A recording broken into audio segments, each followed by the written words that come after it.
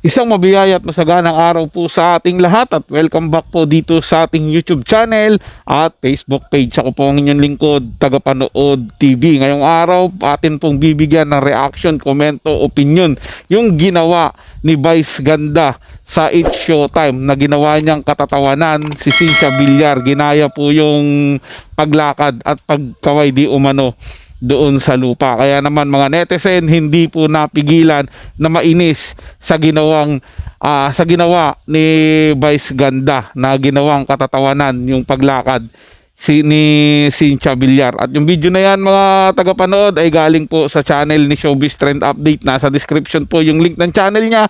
Bisitahin po at paki-subscribe na rin at wag din pong kalimutan na mag-subscribe dito sa ating channel at hit ang notification bell para lagi kayong ma-update pag may mga bago tayong video. Kaya naman wag na natin patagalin to. Simulan na po natin ang ating reaction video sa araw na to mga tagapanood.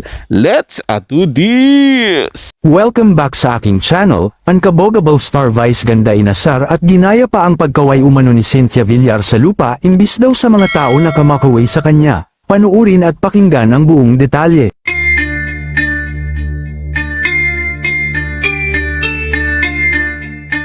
Hindi nga maiwasan ng mga netizens ang matawa sa ginawang crocodile walk ni Vice Ganda sa nakaraang episode ng It's Showtime, na tila ginaya ang naging lakad ni Cynthia Villar nung nangangampanya pa ito. Nung una biniro at tinawanan ni Vice ang contestant na si Kim dahil sa naging tawa nito, subalit biglang naalala ni Vice ang isa daw tao na naglalakad, na imbis kumaway sa mga tao na kamakaway sa kanya ay tila sa lupa daw ito nakatingin at kumaway. Kaya naman ginawa at ginaya ito ni Vice na habang naglalakad ng crocodile walk ay kamakaway din sa lupa, na kung makikita ay may pagka-similarity ito sa nag-viral video ni Cynthia Villar na tila kumaway din sa lupa imbis sa mga tao. Kaya marami ang nakahula na si Cynthia Villar ang pinatamaan ni Vice sa kanyang mga pang-aasar at panggagaya. Hindi naman napigilan tumawa ng mga kapwa niya TV host, lalo na ang audience sa loob ng studio ng It's Showtime kung saan ay rinig na rinig din ang kanilang tawa, dahil sa mga pang-aasar ni Vice. Samantala, nabigo naman si Cynthia Villar na makuha ang pagkapanalo bilang congressman sa Las Piñas City, gayunman nanalo naman ang kanyang anak na si Camille bilang senador.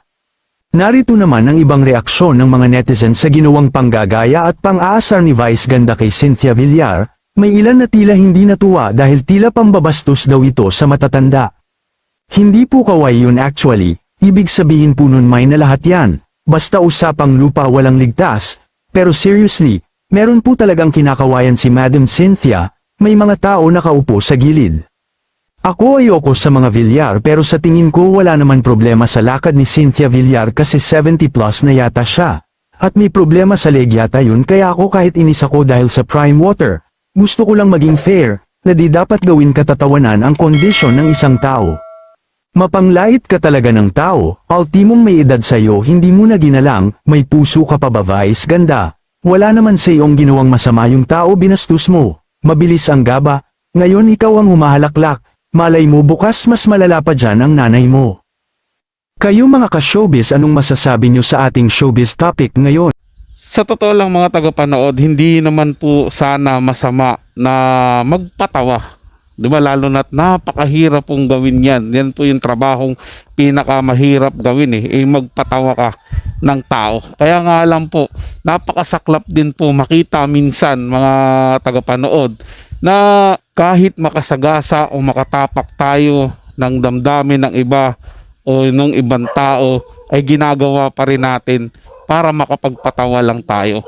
Hindi po maganda gawin mga tagapanood na para lang makakuha tayo ng isang komedya ay gagamit tayo ng mga taong alam naman natin na wala namang kinalaman sa atin o wala namang ginagawang masama sa atin. Di ba hindi nga po natin alam bakit ganun siya maglakad, bakit ganun yung ginawa niya.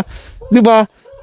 Ginamit na natin bilang materyales sa ating pagpapatawa. May point po yung isang nagkomento doon, mga tagapanood, na medyo matanda naman. Aminado naman yan talaga. Di ba lahat tayo, pag matanda na, meron talaga tayong mga gesture o lakad na ng mga matatanda. Nakakaiba na talaga. So sana hindi pinagtatawanan yun dahil normal na nangyayari yun. Sige, baliktarin po natin ang pagkakataon mga tagapanood. Paano kung yung nanay ni Vice Ganda, yung nag-viral sa ganung lakad, tapos merong isang komedyante na gumawa ng ganon at yung nanay niya yung pinapatukuyan, ano po kaya ang mararamdaman ni Vice Ganda? Inuulit ko, no, hit po kay Vice Ganda ha, idolo ko po yan.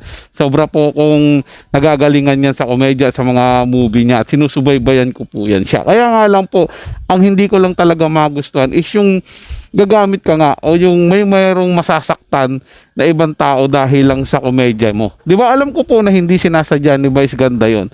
Di ba, wala rin siyang intensyon na ganun. Kaya nga lang po, viral na masyado yung ginawa ni Ma'am Cynthia Villar, dinagdagan niya pa dahil nga viral, ito pa rin ay tatangkilikin ng mga tao. Yun po siguro yung naisip niya. Kaya lang yung after effect po nun nung ginawa niya. Diba, nakita niyo po, marami po ang hindi nagustuhan yung ginawa ni Vice Ganda. Even ako, mga tagapanood, hindi ko po nagustuhan yung ganun. Dahil dapat tayo ay maging marespeto sa kapwa-tao, lalo na sa mga matatanda. Dahil mayroon tayong magulang at mayroon po tayong mga lola. So yun lang po mga tagapanood. Ito ay comment at opinion lamang. Wala pong personalan. Maraming salamat po sa inyong panonood. Paalam po at mag-ingat po kayo palagi.